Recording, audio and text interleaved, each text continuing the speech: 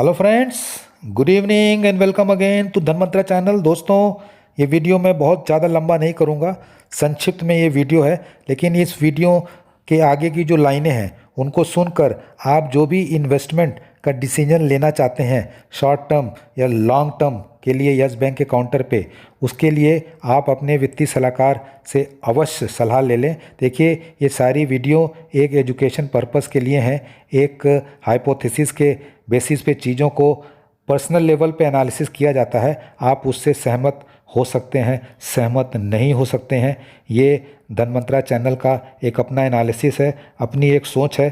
तो आप अपने वित्तीय सलाहकार से इसकी जानकारी अवश्य लें, अवश्य सलाह लें। उसके बाद ही यस बैंक के काउंटर पे आप शॉर्ट या लॉन्ग टर्म में अपनी पोजीशन बनाने के लिए आगे बढ़ें। दोस्तों, मैंने एक पहले भी वीडियो बनाया था जहां पर मैंने बैंकिंग सेक्टर के सभी शेयरों को प्राइस टू बुक वैल्यू पे एनालाइज किया था। देखिए, बैंकिंग के सेक्टर के जो शेयर होते हैं उनको देखिए, जो उनकी जो गणना की जाती है, उनके जो प्राइस की गणना की जाती है और उनके जो वैल्यूएशन की जाती है वो बुक वैल्यू के आधार पे ही की जाती है। क्योंकि देखिए, बैंकिंग के जो शेयर होते हैं उन्हें इक्विटी की हमेशा ज़रूरत पड़ती है, और जब जब आप उसमें इक्विटी बढ़ाते हैं तो देखिए आपके बुक वैल्यू पे उसका फ़र्क आता है। कैसे फ़र्क आता है इस पे हम आगे एक लंबा वीडियो बनाकर भविष्य में इस पे जानकारी लेंगे।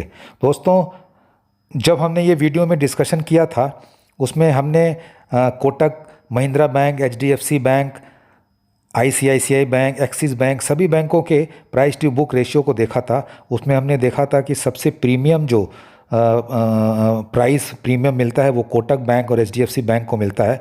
अगर आप छोटे बैंकों में जाएं तो एयू स्मॉल बैंक, बंधन बैंक काफ़ी अच्छे प्रीमियम मल्टीपल अपने बुक वैल्यू के ऊपर ट्रेड करते हैं। लेकिन दोस्तों, उस एनालिसिस में हमने देखा था कि जो आईडीएफसी फर्स्ट बैंक का प्राइस टू बुक रेशियो था वो करीब यस बैंक के बराबर ही था, 1.2 के करीब था। मैं बात कर रहा हूँ 3 महीने पहले की। लेकिन जो थर्सडे की क्लोजिंग प्राइस आई है यस बैंक की, सॉरी आईडीएफसी फर्स्ट बैंक की, करीब 57 रुपये 5 पैसे की।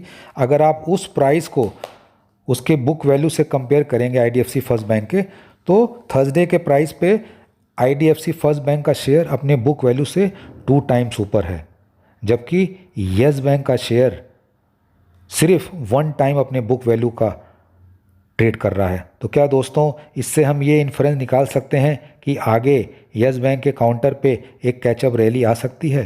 दोस्तों, चीज़ें संभव हैं, और जिस प्रकार से अभी प्राइस में गतिविधियां देखी गई हैं यस बैंक के काउंटर पे, तो ये मान के हम चल सकते हैं कि यस बैंक के काउंटर पे इस प्रकार की कैचअप रैली आने की संभावना है। देखिए दोस्तों, जो फंड रेजिंग का मुद्दा था आईडीएफसी फर्स्ट बैंक का, उन्होंने क्यूआईपी की प्राइस अनाउंस कर दी है। अभी तो यस बैंक के काउंटर पे ये डिसाइड होना बाकी है कि किस प्रकार से जो हैं फंड रेज किए जाएंगे। देखिए, उसमें क्यूआईपी भी एक सोर्स ऑफ फंड रेजिंग है। तो हमें ये देखना पड़ेगा कि जल्दी से जल्दी जो यस बैंक की बोर्ड है इस पर विचार करके और ये शेयर धारकों को बताने की कोशिश करे कि फाइनली उन्होंने क्या डिसाइड किया है कि कितना फ़ंड रेस करेंगे और किस माध्यम से ये चीज़ों को रेस किया जाएगा। दोस्तों, रिज़ल्ट का भी सीज़न आ रहा है।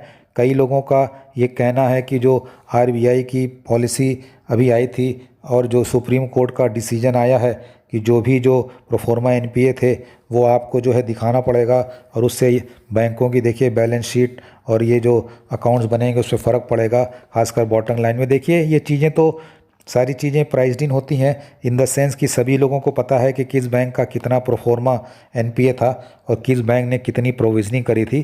तो देखिए, चीज़ें जब पता होती हैं तो जब एक्चुअल चीज़ें आती हैं तो उसका उतना इम्पैक्ट नहीं पड़ता है, क्योंकि वो चीज़ें प्राइस्ड इन हो जाती हैं। और आप सभी लोगों को पता है कि स्टॉक मार्केट 2 कदम पहले चलता है। कहने का मतलब ये है कि एडवांस में चीज़ें प्राइस्ड इन हो जाती हैं। सो दोस्तों, अगर आप यस बैंक और आईडीएफसी बैंक के फ्यूचर ग्रोथ प्लान की तुलना करेंगे तो देखिए, दोनों बैंकों की प्रॉब्लम एक ही थी।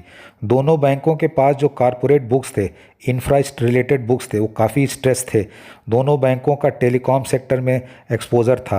कहने का मतलब ये है कि एनपीए इश्यू दोनों के लिए बराबर था। दोनों जो काउंटर्स हैं यस बैंक और आईडीएफसी फर्स्ट बैंक, वहाँ पे जो बड़े बड़े एनालिस्ट थे उन्होंने बड़ी नेगेटिव रिपोर्ट दे रखी थी। और दोनों के मैनेजमेंट देखिए काफ़ी एग्रेसिवली मीडिया में आते हैं। कई चीज़ें बड़ी प्रोग्रेसिव हो रही हैं, स्पेशली डिजिटल बैंकिंग के क्षेत्र में, फिनटेक बैंकिंग के क्षेत्र में। देखिए आज ही अच्छी खबर आई है, GVFL कंपनी जो कि स्टार्टअप को प्रमोट करती है, उनके साथ एक टाई अप किया है यस बैंक ने। तो देखिए चीज़ें जो हैं दोनों बैंकों में एक पॉजिटिव दिशा में चल रही है। दोनों बैंक एग्रेसिवली जो रिटेल पोर्टफोलियो है, इन ओवरऑल जो लोन पोर्टफोलियो है उसमें बढ़ा रहे हैं और एक बहुत ही एग्रेसिव टारगेट लेकर चल रहे हैं। और भविष्य में तो ये दोनों बैंक एक कंज्यूमर बैंक हो जाएंगे, इन द सेंस कि इनमें जो रिटेल सेक्टर का जो शेयर है वो बहुत बढ़ जाएगा। और देखिए जब ये बढ़ता है तो देखिए ROE भी बड़ी इम्प्रूव होती है और उस समय क्या होता है, जो बुक वैल्यू भी बढ़ जाती है। और जब बुक वैल्यू बढ़ेगी तो मल्टीपल भी बाज़ार में प्रीमियम ज़्यादा मिलता है।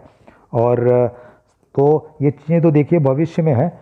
तो दोस्तों लेट्स होप कि everything is positive and things move in the right direction. So दोस्तों जैसा कि मैंने पहले भी कहा है कि आप अपनी स्वयं इस पे आकलन करें और अपने वित्तीय सलाहकार की राय लेकर अपने वित्तीय जो डिसीजन है यस बैंक के काउंटर पे वो लें। दोस्तों कल का सेशन बड़ा इंटरेस्टिंग होने वाला है। देखिए जहां एक तरफ कोविड की सिचुएशन थोड़ा सा लोगों को परेशान कर रही है, वहां SGX निफ्टी भी ऊपर दिख रहा है और देखिए एक तरह से वैक्सीनेशन भी बड़े अच्छे ड्राइव में है। तो let's hope things should move in the right direction for the stock market as a whole and Yes Bank also. All the best. जय हिंद।